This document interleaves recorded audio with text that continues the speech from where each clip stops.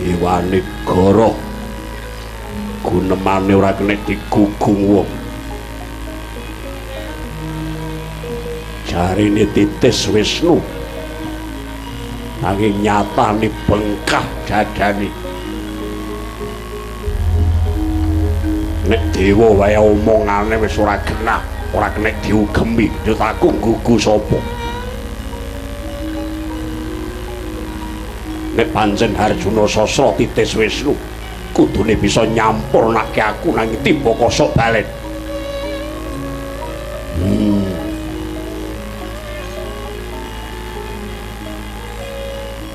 Dewa, kapan gunemamu ora cetha aja takon dosa.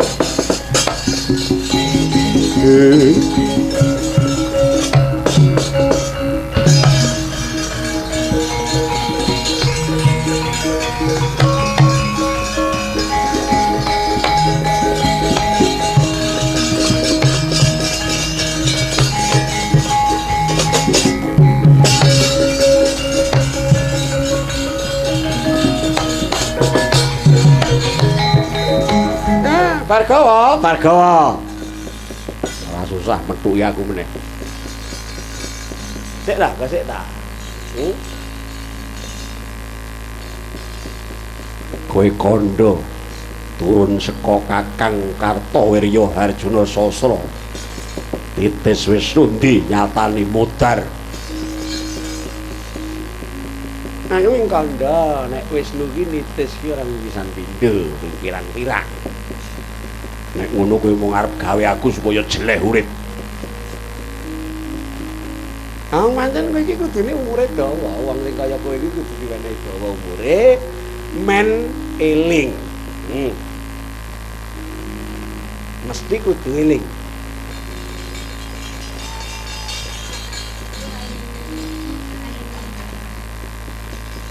Mergo nek kowe iki ora eling dadi piye?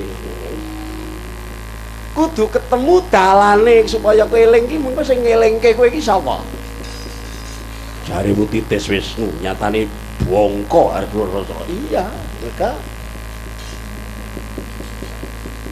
iki kinukut bali menyang kayangan. Lah iki mengko Wisnune mudhun meneh nitis meneh. Ndulekku mati isuk kapan? Aku jelek urip ning Janaloka iki nggone penandang. Nggone wong duraka, nggone wong dosa. Upama aku mati besok mati sampurna dadi geneping dewa kayangan. Ya nek kowe kepengin dadi dewa ya caramu ki ra ngono kuwi. Wong mati kepengin dadi dewa kok carane kok sogo le raja mak. Awang kowe iki sutang nyawa pirang-pirang kok arep.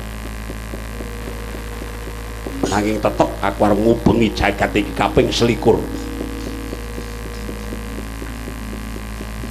Kena kowe nantang satriya nanging kudu mbok pilih satriya sing kepanjingan Wisnu.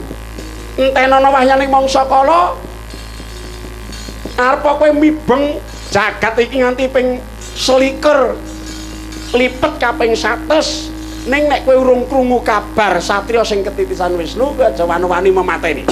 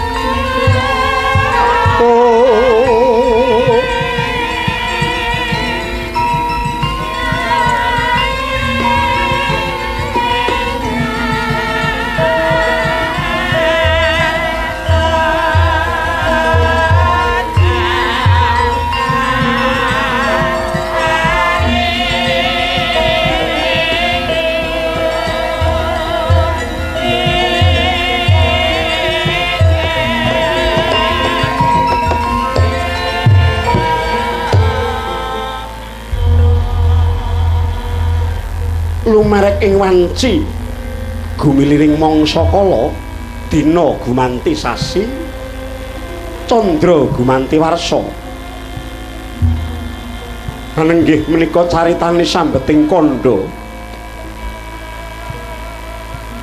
Atmajanata ngayodya nenggih risang Rama Regawa ya risang Rama Badra nyata lamun satria ingkang wis kondhang saindenging praja bagus warnane hambeke ngumalarum dasar sekti mandraguna jayeng palagan ora tedhas tapak pauning pandhe sisaning Gurindha nganggo wong cahyane tajem polatane wingit pesemone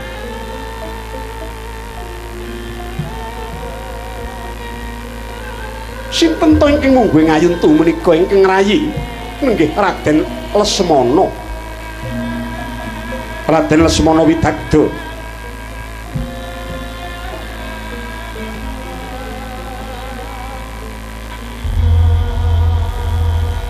ginadang-gadang dening kawula sak negari ing benjang anglintir kaprabaning Rama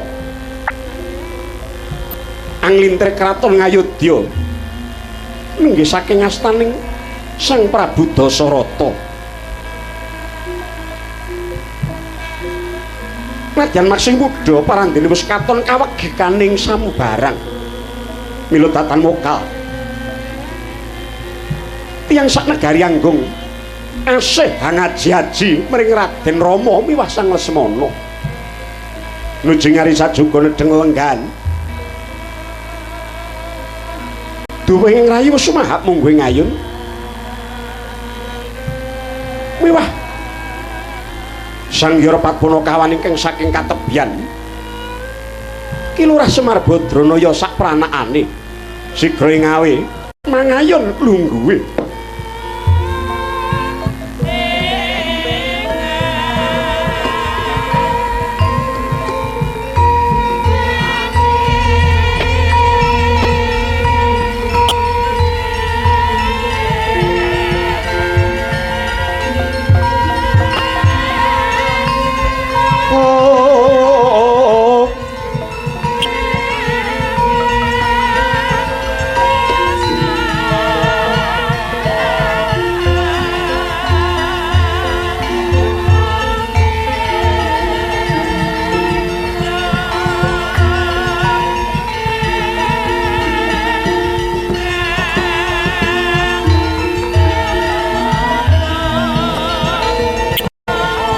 palogon lakuning lekas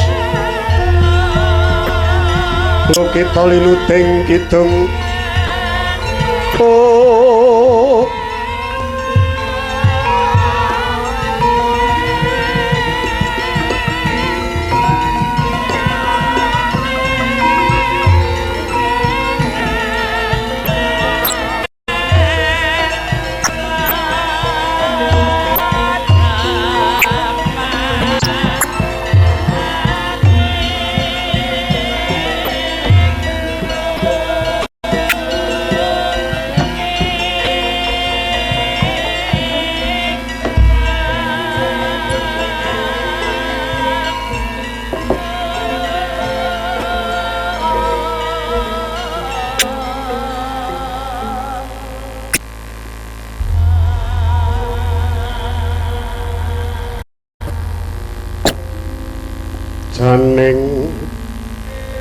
janing talaga kadhi langit mambang teng pasulan upamane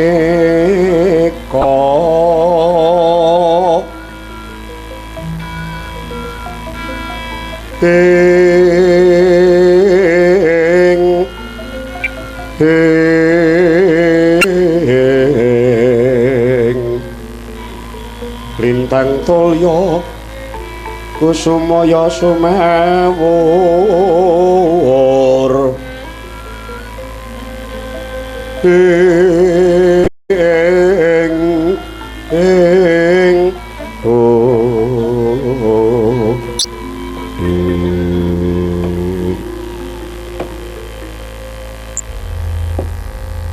Yai Lesmana wonten dawuh pangandika Kakang Mas.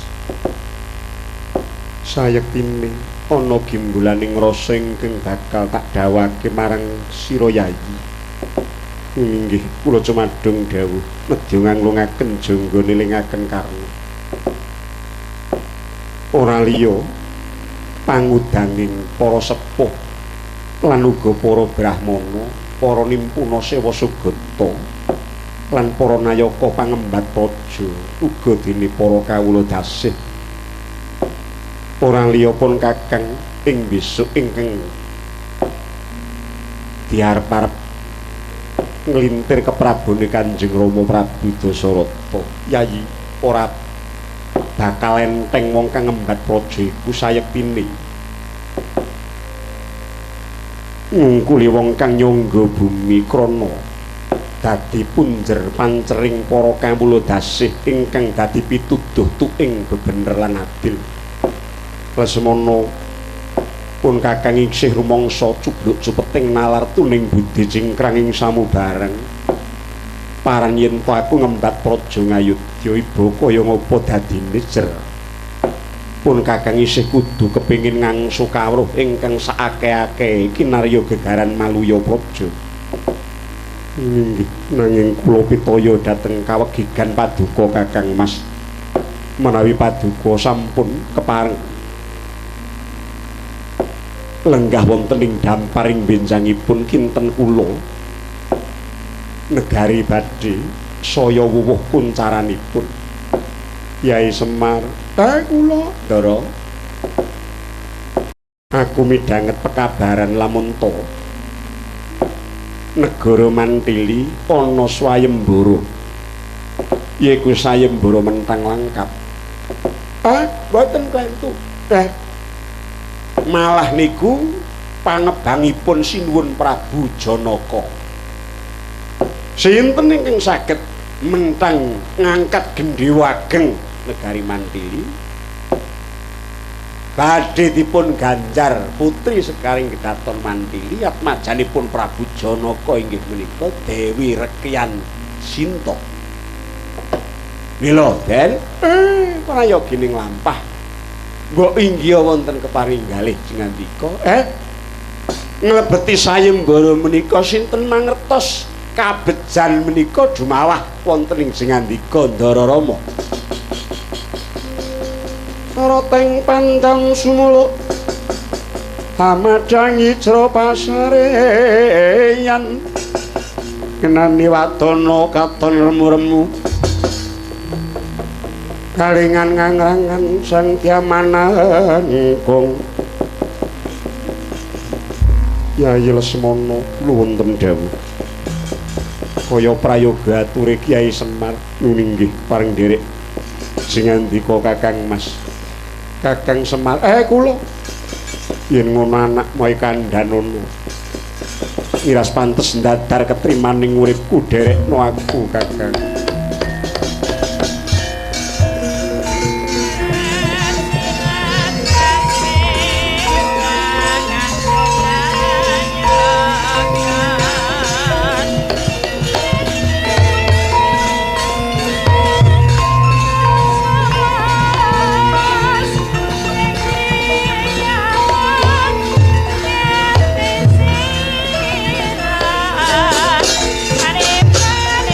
Mani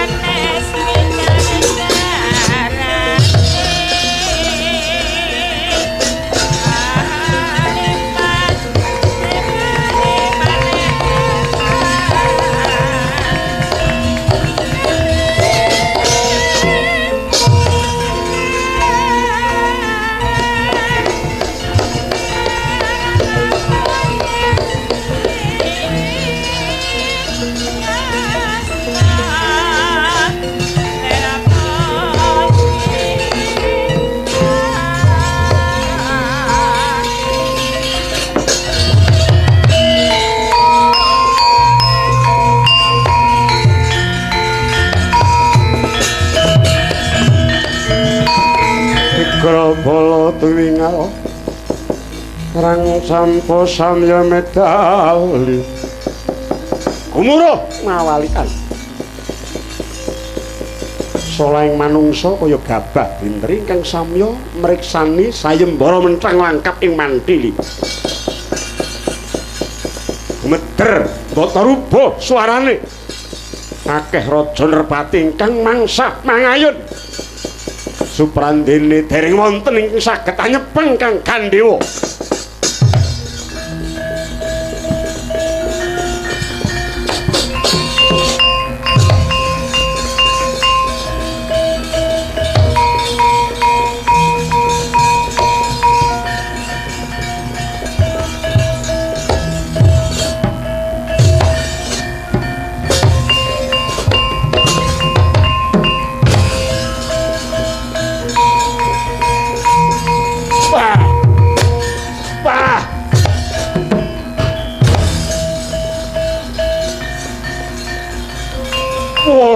Halo Bapu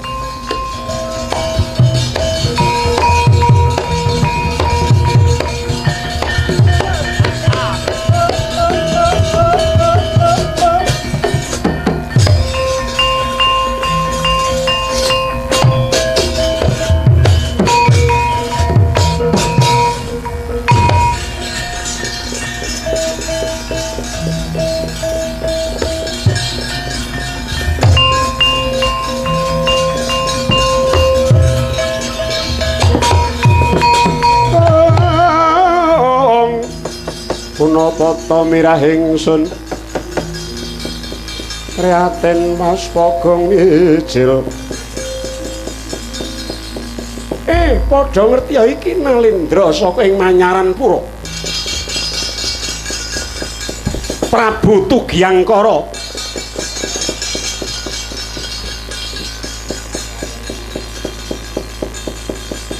deloken iki lho nek mau ngangkat Gendhewa Mantili aja dianggep yen aku ratu cilik ongklek-angklek tontonan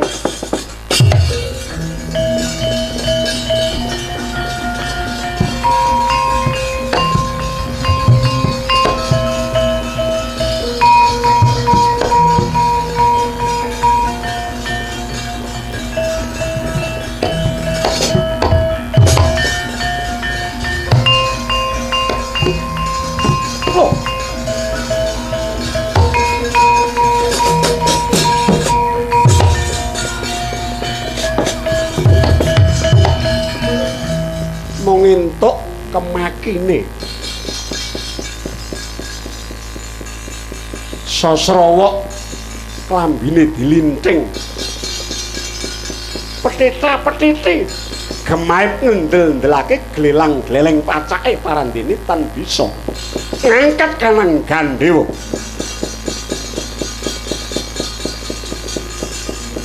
Nalindra pudak setegal mangayun nyingkir sa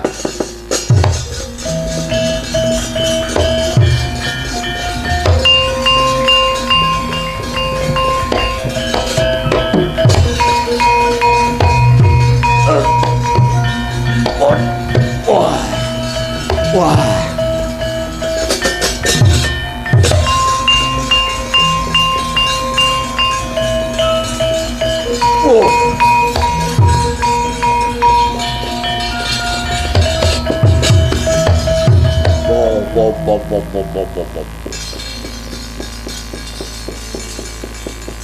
Ngangkat kong lu durat sikus.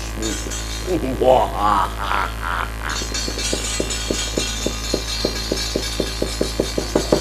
Delok lu duwe bojo Rekyan Sita Janggrungan 40 kilo 40 tonton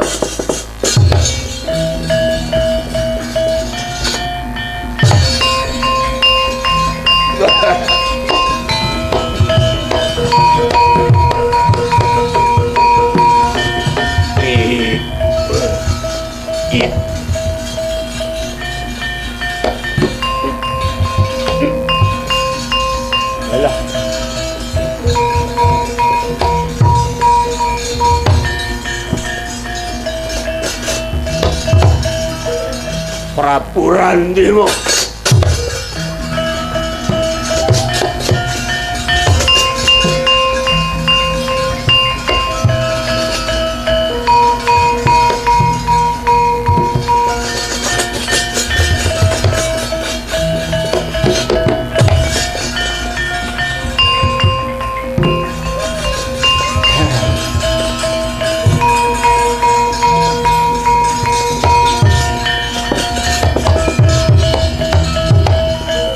Saya le ora kalap.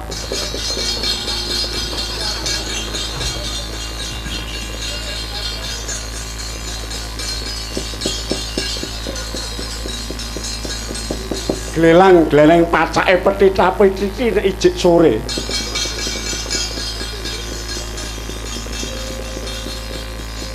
Aja meneh bisa ngangkat kang gendhewa. Rubuh semende rancaan. Ulat saking katebian sumunar cahyane Sang Rama.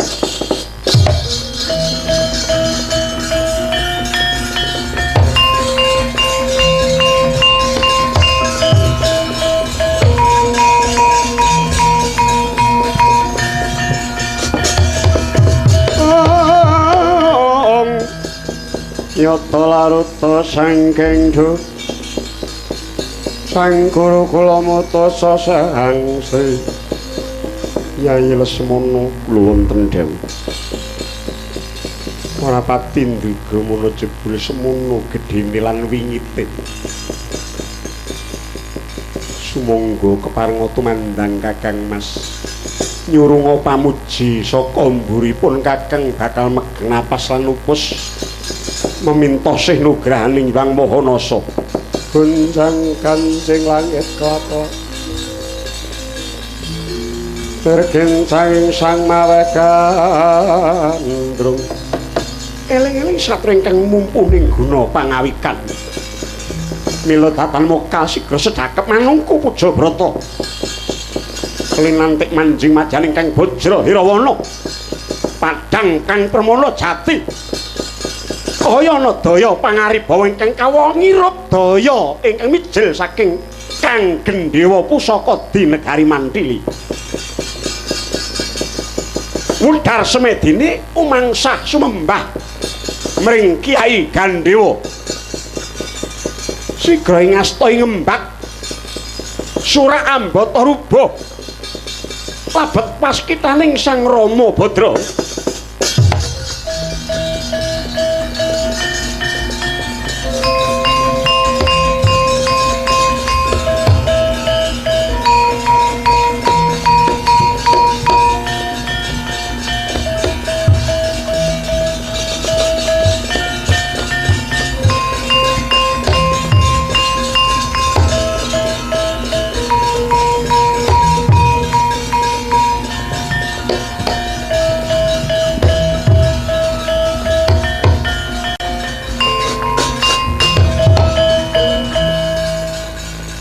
Mongkaya nyangga kapuk pinentang kendhenging langkap pinarik sakrosane wis dadi kodrating lampang tugel to Kang Gandhewa Surak.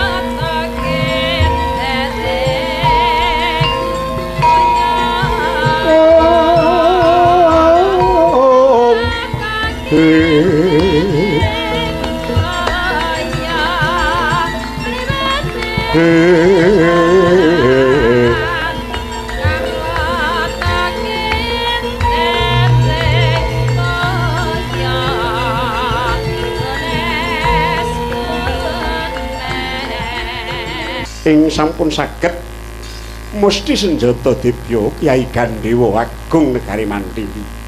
Kula ngaturaken pangabekti sinuwun. Nggih kula tampi. Ulat Maja nata ing Ayodya atmajanipun Kanjeng Rama Prabu Dasarata nami kula pun Rama Wijaya. Kula pun Lesmana.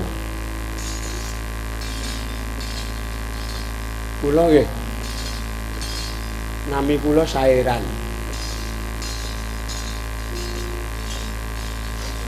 Kula Puji Bagong. Yo kula parkir ke teng Jawi. Urane wong takon iki sapa-sapa dikandhani kula parkir ke. Heran Bagong. Bareng duwe tompakan dikebaki stiker.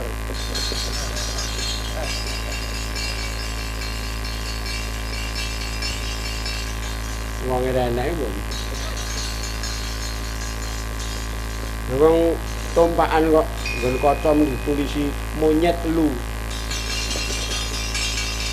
Iki karepe iki ngelokke sapa?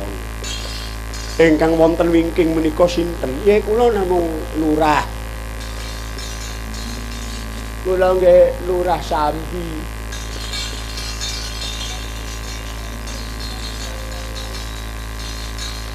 Ning kula mboten matur. Kula aturi kendel rumiyin, nggih. Raden Rama kula wonten dawuh. Dinten menika kula tetepaken jeng andika kula dhaupaken kaliyan anak kula Sinta, nggih.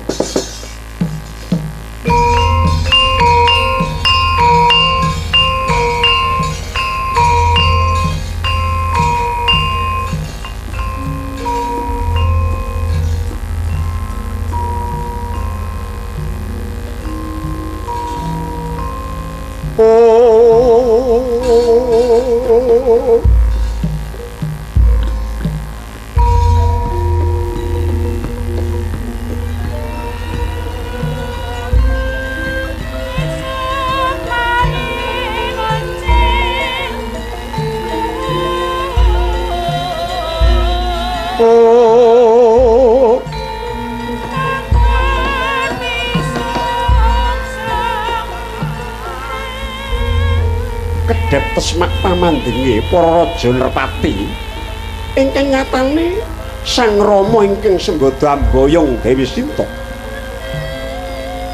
mung pating kaleset pating kalesik jawil jinawil tan mantra-mantra titah sawantah yen to sinawan persasat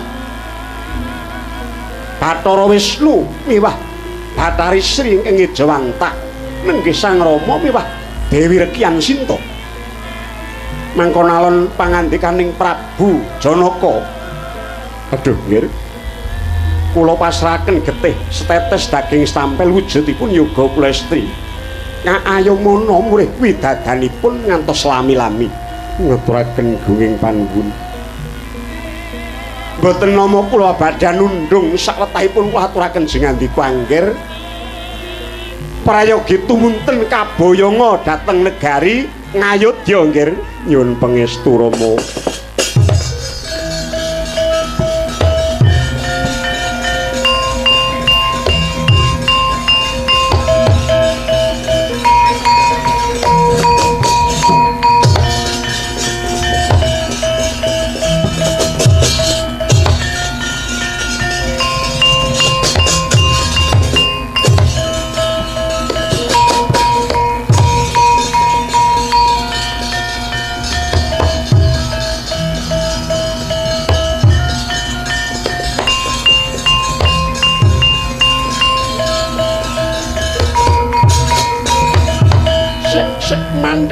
Mandek dhisik. Anggep apa?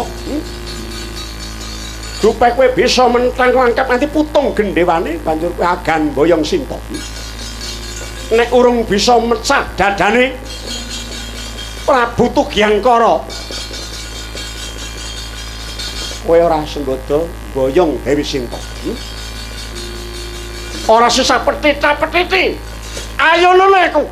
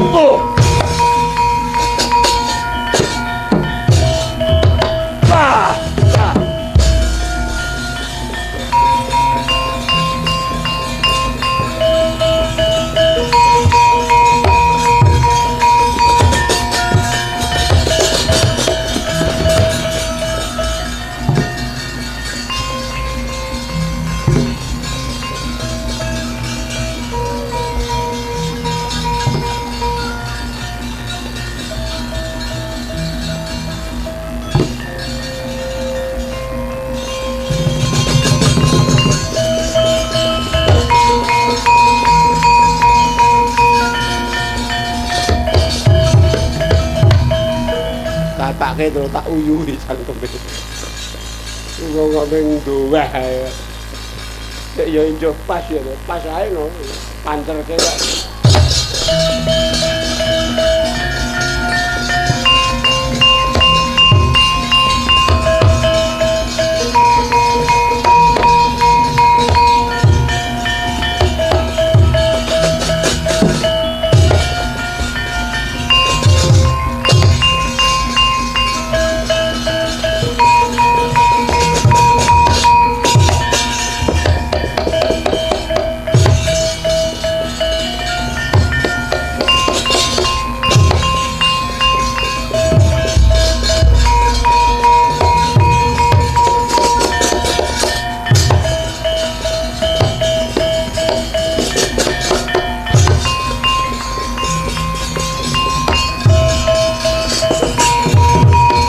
Karsa madangi jagat tuk mungu-mungu paning sapucak ing wukir marbaban sumirat kena soroting surya mega lan gunung-gunung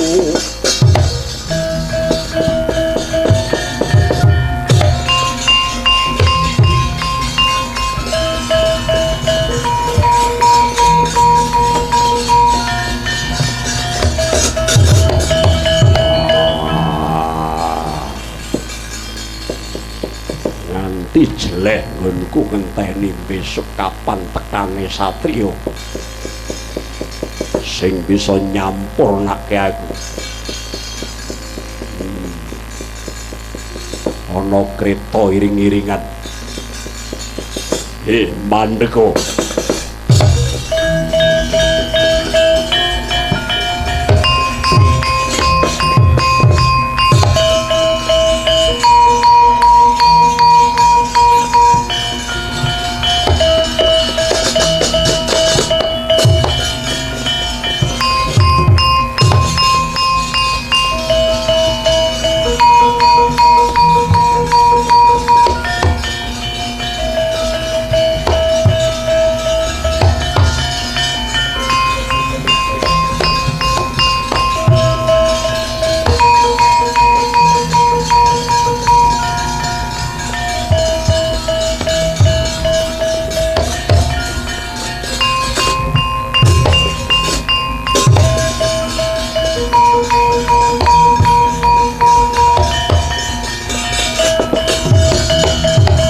Tumpang wening samudra langit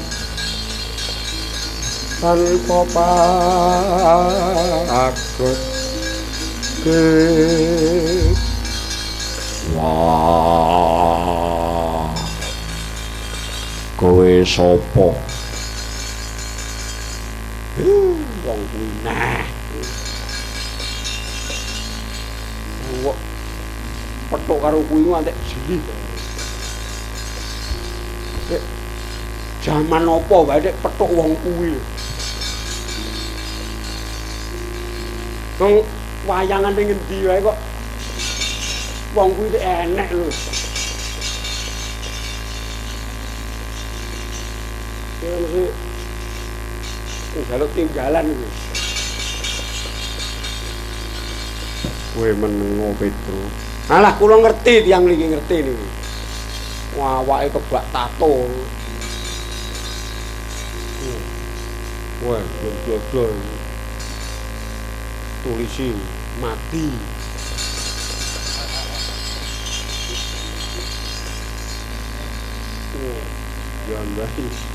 Gambari tengkorak.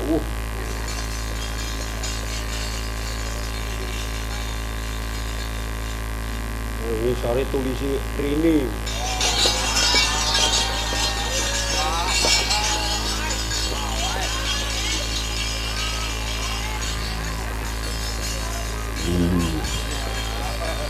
Gageng aku malah sing guneman Punakawani.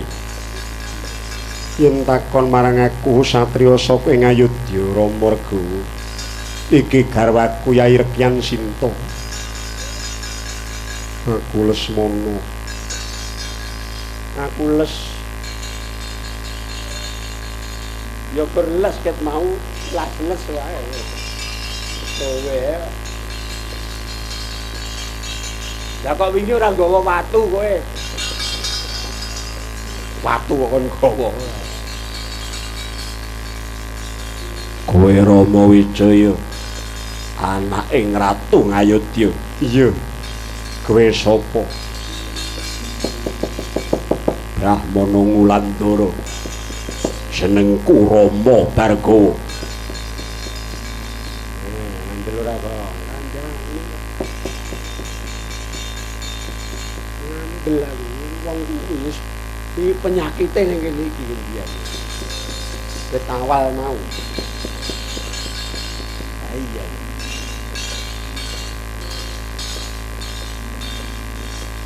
Kuwi lucu. Kowe sapa lali ta? Elah lali. Wis tau jajak kene Ngawi bareng lali lho. Kowe arep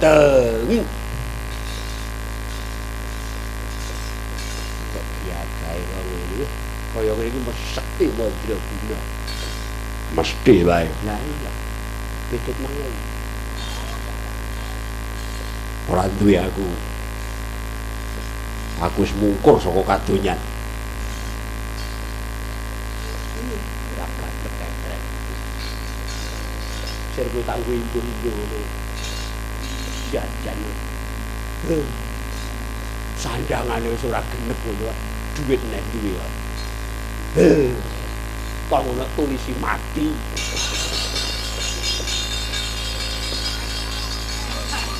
Rama Wijaya, apa Bargawa? Nek pancen kuwi anake Ratu Ngayodya, aku krungu kabare yen to Bathara Wisnu nitis menyang anake Ratu Ngayodya sing jeneng Raden Rama. Kula ngerti yo. Yen to kowe ngadeg dadi satriya dasare dadi titising Wisnu. Mungsuhe Rama Bargawa.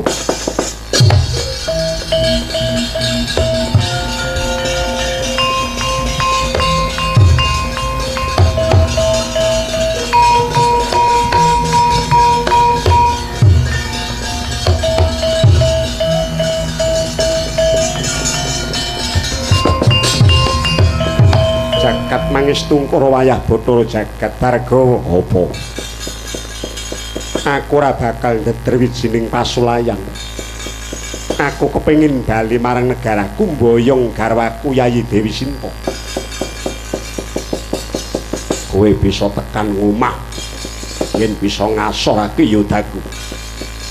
Yen kowe ora menang karo aku, ora bakal bisa tutuk nggonmu duwe bojo Sinta. Aduh kados pundi menika Kakang Mas menengo Yayi. Ya, wong iki senengane mung arep jotosan ya. Asah diwediani to. Wampleng iki kowe. Kalah wali kowe. Jagale. Wong aku petuk wong kok jatas wong. Pun Gus, nek pancen sampean wani amun wedi-wedi, nek wedi amun wani-wani. Aku ora wedi, Petrus. Nang kowe ngerti yo.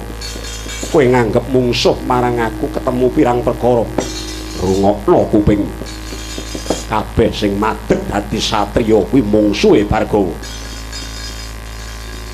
Pokoke wong iki nek golek masalah yo. Kaya nek pekarane butuh anggo satriya pokoke mungsuhe kan. Tandangi mawon.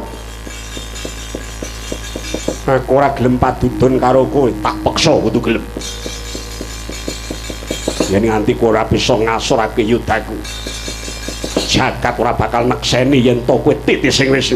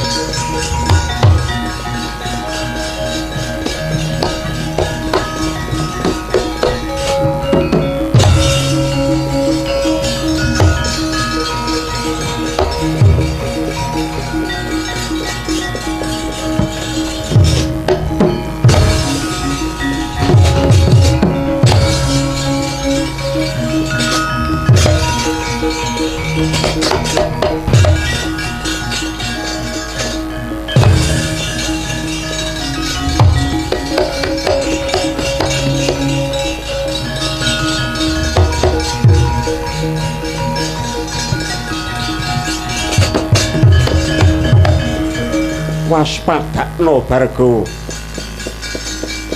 Ajur dadi awu gendhewamu.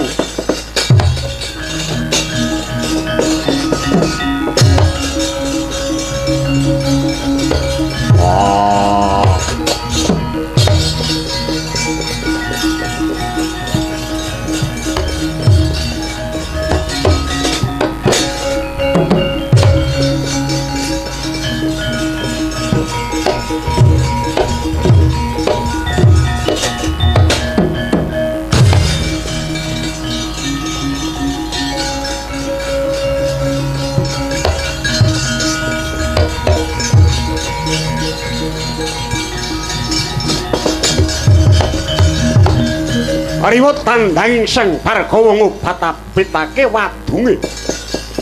Mubeng nganti kaya kitiran bengung suarane mbrebeki kuping. Panggapri Sang Rama Wijaya Musti jemparing pinilih. Sinartan megang napas lan upus meminta nugraning dewa. Jumempret kanang pusaka ucul saking kendhenging langkap. Ngenani wadunging Sang Bargawa remuk dadi swalang-walang.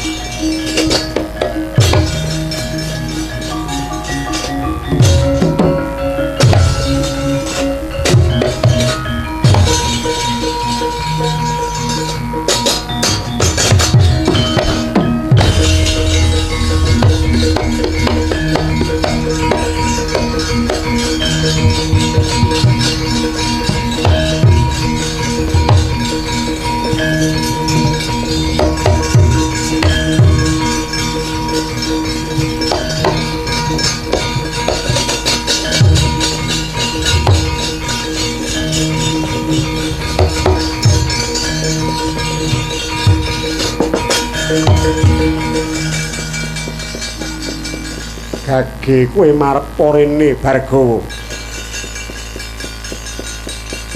Kowe menungso ingkang ora kena ditata dening jagat. Saiki pusakamu wis remuk dadi awu. Wadungmu tak jur apa sing mbok ndelke Bargawa? Oh.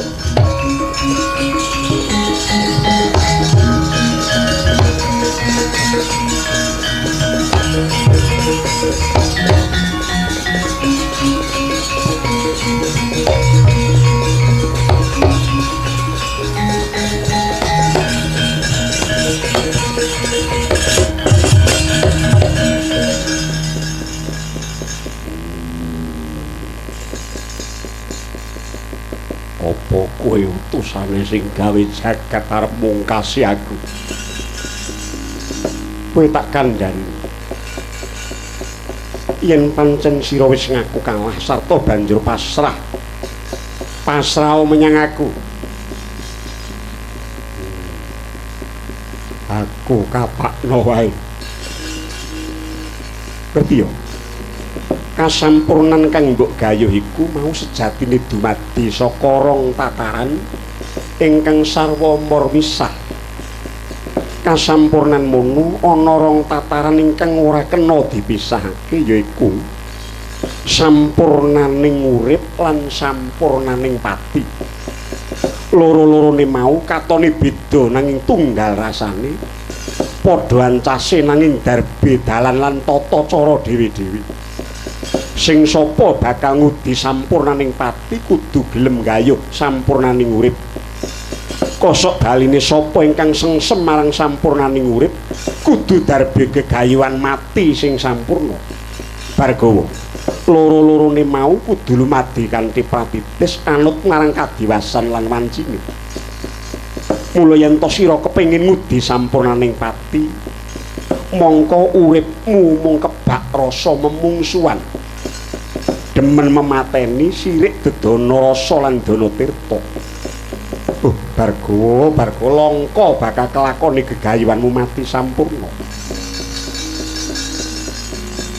Yen ngrembug perkara sampurnaning pati iku sejatine ora bisa winedhar srana basa lesan ingkang sarta wujude mentah lan wungkul nanging kudu sinartan weninging cipta reming pancadriya sumeleng rasa pangrasa ingkang tumuli bakal tinemu marang jatining pitutur saka gaibing kang maha agung wekasan anjuk marang dharma lan dana ingkang kudu katindakake nanging ngerti ya Bargawa mungguing tembung dharma lan dana mau sayektine yen to saka pangrasane Rama Wijaya tumrap suwiji-wijining titah mau ora kudu padha kewajibanku dudu kewajibanmu semono uga dedana ingkang mbok tindakake ora bakal padha kelawan dedana ingkang sira lakoni Bargawa ingsun ngerti wiwit cilik mula jeneng sira iku suwijining menungsa ingkang sengsem marang kasampurnan ning bareng sing gawe jagat paring marganing kasampurnan kowe ora tanggap malah banjur salah tingkah kleru nggonmu njangkah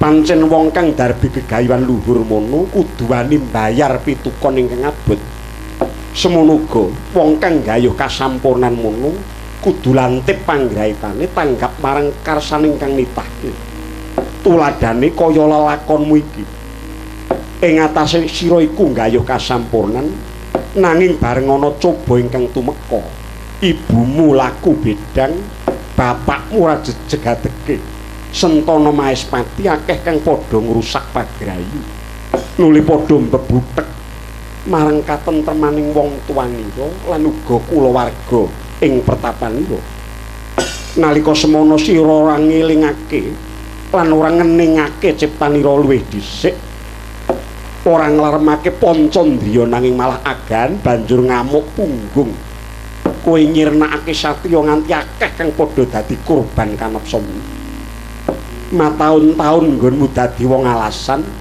uripmu mbok iseni rasa memungsuhan lan tumindakmu mbok lambari rasa serik gething keburu sengit nganti dina iki upama langkap karo wadungmu ora tak remuk mesti kowe isih kedelarung-delarung nggonmu nuruti ati kang nista Bargawa yen sira nyata kepengin golek dalaning kasuwargan dudu kono dalane nanging wiwit dina iki walien paningalmu sramakna uripmu sakwutuhe kanggo memayu hayuning jagat kasektenmu kadigdayanmu lan kasucenmu wulangna marang para satriya dimen padha bisa ndandani nalar ingkang bubrah sarta njejegake iman kang doyong aku percaya yen to kowe gelem nindakake tuturku iki ora suwe meneh mesti bakal ketemu kang mbok gayuh yaiku mati sampurna jalaran wis mbok wiwiti saka urip kang sampurna